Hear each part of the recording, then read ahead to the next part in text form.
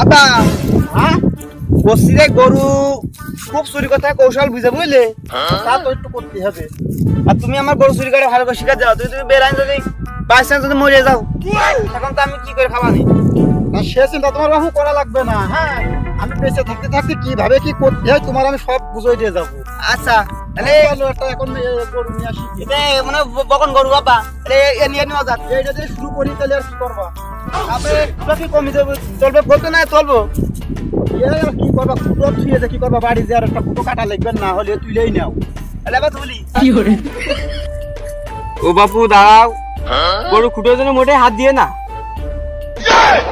আচ্ছা তুমি তুমি কি পাগল খাবা নাকি লোকের সাথে এই যে গরুটা গরু নিঘাতে 3 ঘন্টা বেশি টিকতো না পানি ভাষায় মজা ছিল আমরা দুই ভাই মিলে এসে এই আমরা দুই ভাই, আমরা দুই বাপ, তুই কি করছিস? আমরা দুই ভাই যা হোক আব্বা বাইরে দোকান ঠিক করে নিয়ে আসে এই বাবু তোমার গরু আমরা বিলি নিয়ে আসে না এই পানি খাওয়াছি ইংলিশ এবার ওয়াটারে পানি খাওয়াতে যাচ্ছিলাম তোর গরু মরে যেতে আমাদের কোনো কিছু করা ছিল দেখি যাও কোনো লোকে কোনো রকম সাহায্য করা যায় না আমরা চলো মানুষের উপকার করতে গেলে এমনি তুই